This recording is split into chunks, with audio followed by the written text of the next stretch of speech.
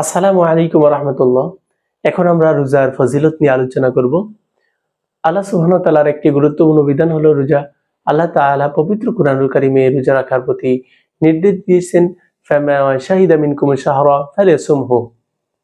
রোজার মাসে যে ব্যক্তি উপনীত হবে সে যেন অবশ্যই রোজা রাখে। এই আয়াতের মাধ্যমে রোজা ফরজ হয়েছে। অন্য আয়াতের আগের আয়াতে আল্লাহ সুবহানাহু ওয়া তাআলা বলেছেন, ইয়া আইয়ুহাল্লাযীনা আমানু কুতিবা আলাইকুমুস সিয়াম কামা কুতিবা আলাল লাযীনা মিন ক্বাবলিকুম লাআল্লাকুম তাত্তাকুন। তোমাদের উপর রোজাকে, হে ঈমানদারেরা, তোমাদের উপর রোজাকে ফরজ করা হয়েছে যেমনি ভাবে ফরজ করা হয়েছিল পূর্ববর্তী উম্মতদের উপরে, পূর্ববর্তী যারা এসেছিলেন তাদের উপরে, যেন তোমরা তাকওয়া হাসিল করতে পারো। রোজার মাধ্যমে আমরা কি উপকার পেতে পারি, আমরা আমাদের কি কতটুকু সওয়াব হতে পারে, আমাদের কি ধর্মীয় উপকারিতা রয়েছে, এ বিষয়ে আজকে আমরা এখন আলোচনা করব। রাসূল সাল্লাল্লাহু আলাইহি সাল্লাম রোজার প্রতিদান সম্পর্কে বলেছেন, মুসলিম শরীফের 1151 নম্বর হাদিস। আল্লাহ রাসূল সাল্লাল্লাহু আলাইহি সাল্লাম বলেন, কুল্লু আমালি ইবনে আদম ইউদাআফুল হাসানা। বনি আদমের প্রত্যেকটা আমলকে 10 গুণ থেকে 700 গুণ পর্যন্ত বাড়িয়ে দেওয়া হয়। কুল্লু আমালি ইবনে আদম ইউদাআফুল হাসানাতু 10 আমসালিহা ইলা 700 দিআফ। অর্থাৎ প্রত্যেকটা আমলকে 10 থেকে 700 গুণ পর্যন্ত বৃদ্ধি করে দেওয়া হয়। ক্বালা আল্লাহু আযজা ওয়া জাল্লা, কিন্তু আল্লাহ সুবহানাহু ওয়া তাআলা বলেন, ইল্লা সাওম, রোজা ছাড়া, ফাইন্নাহু লি ওয়া আনা আজজি বিহি, কেন রোজাটা শুধু আমার জন্যই রাখে, রোজার প্রতিদান আমি নিজে দেব। সুতরাং রোজার প্রতিদান 700 গুণ নয়, আল্লাহ সুবহানাহু ওয়া তাআলা এর প্রতিদান নিজ হাতে দিবেন। সুবহানাল্লাহ। এজন্য আমরা যখন কোনো বড় ধরনের কারো কাছ থেকে গিফট নেই, কাউকে বলে এটা নেও, ওইটা নেও, ওইটা নেও, আর কাউকে বলে যে আমি তাকে যা খুশি তা দেব, তখন তার জন্য কত খুশির সংবাদ। রোজাদারের জন্য আল্লাহ সুবহানাহু ওয়া তাআলার ঘোষণা, আল্লাহ সুবহানাহু ওয়া তাআলা নিজ হাতের প্রতিদান রোজাদার বান্দাকে দিবেন। এজন্য অবশ্যই আমরা রমজানের রোজাগুলো সঠিকভাবে পালন করব। তারপরে এসেছে বুখারী শরীফের 1904 নম্বর হাদিসে এসেছে, রোজাদারের মুখের ঘ্রাণ আল্লাহর কাছে মিশকে আম্বারের চেয়ে আরো বেশি প্রিয়। ওয়াল্লাযী নাফসি মুহাম্মাদিন বিয়াদিহি, আল্লাহ রাসূল বলতেছেন, যার হাতে মুহাম্মদ সাল্লাল্লাহু আলাইহি ওয়াসাল্লামের প্রাণ, অর্থাৎ আল্লাহর হাতে মুহাম্মদ সাল্লাল্লাহু আলাইহি ওয়াসাল্লাম, তার কসম কি আল্লাহ রাসূল সাল্লাল্লাহু আলাইহি ওয়াসাল্লাম বলছেন, লা খুলুফু ফামি সাইমি আতয়াবা ইনদাল্লাহি মির রিহিল মিস্ক। অর্থাৎ আল্লাহর কাছে রোজাদারের মুখের ঘ্রাণ মিস্কের চেয়ে আরো বেশি অধিক পছন্দনীয়, আরো বেশি প্রিয়। প্রিয় ভাইরা, রোজাদারের জন্য দুটি খুশির সংবাদ রয়েছে, দুটি খুশির মুহূর্ত রয়েছে, যেটি হাদিস শরীফে রাসূল সাল্লাল্লাহু আলাইহি ওয়াসাল্লাম বলেছেন, লিসাইমি ফারহাতান, রোজাদারের জন্য দুটি খুশির মুহূর্ত আছে। ইনদা ফিতরিহি, যখন ইফতার করে, অর্থাৎ যখন রোজা শেষ হয়ে যায়, রোজা ভাঙে, তখন আল্লাহর পক্ষ থেকে তার জন্য ক্ষমার ঘোষণা রয়েছে। ওয়া ফারহাতুন ইনদা লিকাই রাব্বি, আর যখন কিয়ামতের ময়দানে যখন আল্লাহ সুবহানাহু ওয়া তাআলার সাথে রোজাদার বান্দা সাক্ষাৎ করবে, তখন তার অনেক আনন্দের মুহূর্ত হবে। প্রিয় ভাইরা, তার মানে এই হাদিসের মাধ্যমে রোজাদারের জন্য দুইটা কথা বলা হয়েছে। একটা, রোজাদার আল্লাহর সাথে সাক্ষাৎ করবেন, আল্লাহর সাথে সরাসরি আল্লাহর দিদার হাসিল করতে পারবেন। আরেকটি হচ্ছে রোজাদারের জন্য ক্ষমার ঘোষণার কথা আমরা ইঙ্গিত পাই। প্রিয় ভাইরা, রোজার মাধ্যমে গুনাহসমূহ কাফফারা হয়ে যায়।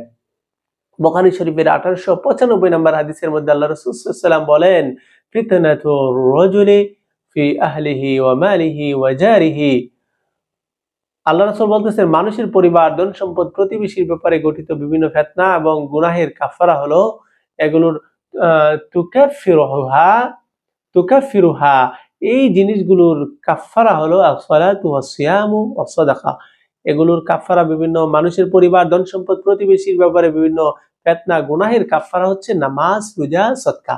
এজন্য আমরা নামাজ পড়বো নিয়মিত, আমরা রমজানের রোজাগুলো রাখবো এবং মানুষকে সাদাকা, যেটা দান সদকা, সেগুলো আমরা বেশি বেশি করে করার চেষ্টা করব। প্রিয় ভাইরা, রোজাদারের জন্য স্পেশাল রাইয়ান নামক দরজা রয়েছে, যেটা বুখারী শরীফের 1896 নম্বর হাদিস থেকে আমরা জানতে পারি। আল্লাহ রাসূল বলেছেন, ইন্না ফিল জান্নাতি বাবান, নিশ্চয়ই জান্নাতের মধ্যে এমন একটা দরজা আছে, ক্বালু লাহু রায়্যান, যেটার নাম হচ্ছে রাইয়ান। ইয়াদখুলু মিনহু সাইমুন, আর এই রায়্যান দরজা দিয়ে অনলি যারা রোজাদার তারাই শুধু কিয়ামতের মাঠে প্রবেশ করতে পারবে, কিয়ামতের দিন প্রবেশ করতে পারবে। লা ইয়াদখুলু মিনহু আহাদ গায়রুহা। আর এই রায়্যান দরজা দিয়ে রোজাদার ছাড়া আর কেউ প্রবেশ করতে পারবে না। ইয়াকালু আইনা সাইমুন, বলা হবে, রায়্যান দরজা ঘোষণা করবে, কোথায় রোজাদারেরা, আইনা সাইমুন, কোথায় রোজাদারেরা। ফায়াকুমুনা লা ইয়াদখুলু মিনহা আহাদ, শুধু রোজাদাররাই তখন সে দরজা দিয়ে প্রবেশ করতে পারবে, সেখানে দণ্ডায়মান হবে, আর অন্য কেউ সেখান দিয়ে প্রবেশ করতে পারবে না। ফাইযা দাখালু উগলিকা ফালাম ইয়াদখুল মিনহু আহাদ, যখন রোজাদারেরা প্রবেশ করে ফেলবে আর কেউ সে দরজা দিয়ে প্রবেশ করতে পারবে না, সে দরজা চিরতরে বন্ধ হয়ে যাবে। প্রিয় ভাইরা, রোজার মাধ্যমে জাহান্নাম অনেক দূরে চলে যায়। আল্লাহ রাসূল বলেছেন, একদিনের রোজা জাহান্নাম থেকে 70 বছরের পথ পরিমাণ দূরত্ব তৈরি করে। বুখারী শরীফের 2840 নম্বর হাদিসের মধ্যে রাসূল সাল্লাল্লাহু আলাইহি ওয়াসাল্লাম বলেছেন, মা সামা ইয়াওমান ফি সাবিলিল্লাহ, শুধু আল্লাহকে রাজি খুশি করার জন্য আল্লাহর পথে, আল্লাহর রাস্তায় যে একদিন রোজা রাখবে, বা'দাল্লাহি ওয়াজহাহু, আল্লাহ সুবহানাহু ওয়া তাআলা বা'দাল্লাহু ওয়াজহাহু আনিন নারি 70 খরিফা, আল্লাহ সুবহানাহু ওয়া তাআলা তার থেকে দূরত্ব সৃষ্টি করে দিবেন। বা আদাল্লাহ, আল্লাহ সুবহানাহু ওয়া তাআলা দূরত্ব বানিয়ে দিবেন, দূরত্ব সৃষ্টি করে দিবেন জাহান্নাম থেকে তার চেহারাকে, 70 বছরের পথকে, 70 বছরের রাস্তাকে দূরে সরিয়ে দিবেন। সুবহানাল্লাহ।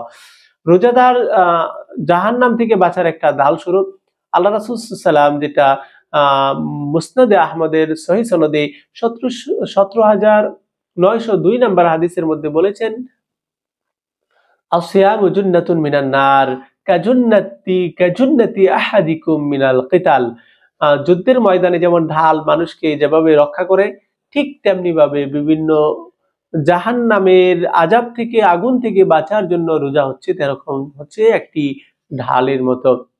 শুধু তাই নয়, রোজা কিয়ামতের ময়দানে আল্লাহর কাছে সুপারিশ করবে। মুস্তাদরাক লিল হাকিম, বাইহাকির মুস্তাদরাক লিল হাকিমের 2036 নম্বর হাদিসে সহিহ সনদে বর্ণিত হয়েছে, রাসূল সাল্লাল্লাহু আলাইহি ওয়াসাল্লাম ইরশাদ করেছেন, আসিয়ামু ওয়াল কুরআনু আশফাআনি লিল আবদ, কুরআন এবং রোজা আল্লাহ সুবহানাহু ওয়া তাআলার কাছে বান্দার জন্য সুপারিশ করবে। ইয়াকুলু সিয়াম, রোজা বলবে, রব্বি ইন্নী মানাআতুহু তুআমা ওয়াশ-শাহাওয়াতি বিন নাহার, রোজা বলবে, হে আল্লাহ, আমি তো এই লোককে খানা থেকে এবং বিভিন্ন তার প্রবৃত্তি থেকে বিরত রেখেছি দিনের বেলায়। ফাশাফি'নি ফি, তখন সে বলবে, আপনি এই সুপারিশ, তার জন্য সুপারিশ কবুল করুন। ইয়াকুলু কুরআন, কুরআন বলে, মানাআতুহু নাওমা বিল লাইল, রাতের বেলা তো আমি ঘুম থেকে বিরত রেখেছি, তখন তার জন্য সুপারিশ করা হবে। ফাইশফাআন, তখন তাদের এই দুইজনের সুপারিশকে কবুল করা হবে। প্রিয় ভাইরা, এজন্য আমরা কুরআন এবং রোজা সুপারিশ করবে, এই সুপারিশ যেন আমরা আমাদের জন্য করে, সেই জন্য আমরা সুন্দরভাবে, সঠিকভাবে রোজা রাখতে হবে এবং সঠিকভাবে আমরা বেশি করে সুন্দরভাবে, বিশুদ্ধভাবে কুরআন তেলাওয়াত করতে হবে। রোজা হচ্ছে জান্নাত লাভের একটি আমল, যেটি রাসূল সাল্লাল্লাহু আলাইহি ওয়াসাল্লাম মুসনাদ আহমদের 22149 নম্বর হাদিসে বলেছেন, মুরনি বিআমাল, এক সাহাবী হযরত আবু উমামা হতে বর্ণিত, তিনি বলেন, আমি বললাম, হে রাসূল, মুরনি বিআমাল, আমাকে এমন একটা আমলের কথা বলে দেন, ইউদখিলুনি, যেই আমল আমাকে প্রবেশ করিয়ে দিবে জান্নাতের মধ্যে প্রবেশ করিয়ে দিবে। ক্বালা আলাইকা বিসিয়াম, আল্লাহ রাসূল সাল্লাল্লাহু আলাইহি ওয়াসাল্লাম বলেন, আলাইকা বিসসাওম, তোমার উপর রোজা রাখা আবশ্যক। তাহলে তুমি যদি রোজা রাখো, লা ইদলা লাহু, এটার সমকক্ষ, এটার বিকল্প আর কোনো কিছুই নেই, সুতরাং অবশ্যই তুমি রোজা রাখবে। আল্লাহ রাসূল সাল্লাল্লাহু আলাইহি ওয়াসাল্লাম এই কথাটা বর্ণনা করেছেন। অন্যান্য বিভিন্ন হাদিসের মধ্যে এসেছে, আল্লাহ রাসূল সাল্লাল্লাহু আলাইহি ওয়াসাল্লাম বলেছেন, হযরত হুযায়ফা থেকে বর্ণিত মুসনাদে আহমদের 23324 নম্বর হাদিসে এসেছে, মা সামা ইয়াওমান ইবতিগা ওয়াজহিল্লাহি কুতিবা লাহু বিহা দাখালাল জান্নাহ, যে একদিন যদি আল্লাহর সন্তুষ্টির জন্য কেউ রোজা রাখে, তাহলে যে ব্যক্তির জীবনের পরিসমাপ্তি ঘটবে, সে জান্নাতে প্রবেশ করবে। অর্থাৎ রোজা রাখা অবস্থায় যদি এটাই যদি তার শেষ আমল হয়, সে অবশ্যই সেই জান্নাতে প্রবেশ করবে। রমজানে নফল আমল ফরজের সমতুল্য, আর একটি ফরজ 70টি ফরজের সমতুল্য, যেটা আমরা শুআবুল ঈমান লিল বাইহাকির 3336 নম্বর হাদিস থেকে জানি। হাদিসের হুকুম হচ্ছে এটা যায়িফ হাদিস, তারপরেও আমল করা যাবে।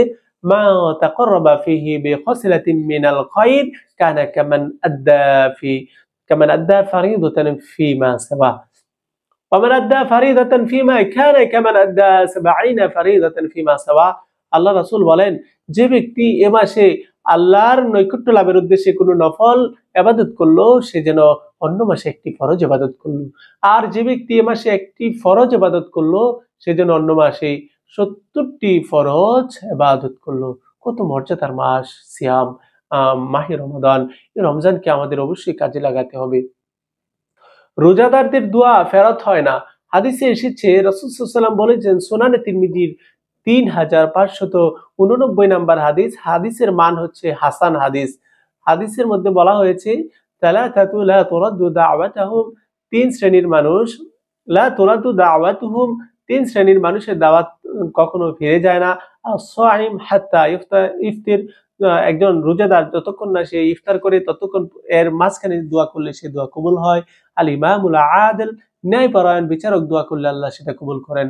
ওয়া দাওয়াতুল মাজলুম, এবং মাজলুমের দোয়া, জুলুমের শিকার যে ব্যক্তি হয় তার দোয়া আল্লাহ সুবহানাহু ওয়া তাআলা কবুল করেন। এর মধ্যে রোজাদারের দোয়াটাও কবুল হয়, এই হাদিস থেকে আমরা বুঝতে পারলাম। আল্লাহ সুবহানাহু ওয়া তাআলা রোজাদারকে কিয়ামতের দিন হাউজে কাউসারের পানি পান করাবেন। মুসনাদে বাজ্জার 4974 নাম্বার হাদিস, হাদিসের মান হচ্ছে হাসান হাদিস। আল্লাহ রাসূল সাল্লাল্লাহু আলাইহি ওয়াসাল্লাম বলেন, হযরত আবু মুসা রাদিয়াল্লাহু তাআলা থেকে বর্ণিত, আল্লাহ রাব্বুল আলামিন নিজের উপর অবধারিত করে নিয়েছেন যে, যে ব্যক্তি তার সন্তুষ্টির জন্য গরমকালে রোজার কারণে পিপাসিত থেকেছে, তিনি তাকে তৃষ্ণার দিন অর্থাৎ কিয়ামতের দিন পানি পান করাবেন। প্রিয় ভাইরা, রোজা গুনাহের কাফারা স্বরূপ। হাদিস শরীফে এসেছে, রাসূল সাল্লাল্লাহু আলাইহি ওয়াসাল্লাম বলেছেন, as-salatul khamsu wal jum'atu ila al-jum'ah wa ramadanu ila ramadan mukaffiratun ma bainahunna idha ijtanaba kaba'ir। যখন কোন বান্দা কবিরা গুনাহ থেকে বিরত থাকে, তার মধ্যে যে ছোটখাটো গুনাহ হয়, এক নামাজ থেকে আরেক নামাজ, এক জুমা থেকে আরেক জুমা, নামাজের ওযুর মাধ্যমে, এক রমজান থেকে আরেক রমজানের মাধ্যমে মধ্যবর্তী যে ছোটখাটো গুনাহ, সেগুলোকে আল্লাহ সুবহানাহু ওয়া তাআলা ক্ষমা করে দেন। তবে কবিরা গুনাহগুলো আল্লাহ সুবহানাহু ওয়া তাআলা নরমাল ভাবে ক্ষমা করেন না। তার জন্য অবশ্যই তাকে অনুতপ্ত হতে হবে, তওবা করতে হবে, এই ধরনের গুনাহ থেকে বেঁচে থাকার তওবা করতে হবে। আল্লাহ সুবহানাহু ওয়া তাআলা আমাদেরকে রমজানুল কারীমকে সঠিকভাবে ইবাদত বন্দেগীর মাধ্যমে কাটানোর তৌফিক দান করুন। আমিন। ওয়া আখির দাওয়ানা আলহামদুলিল্লাহি রাব্বিল আলামিন।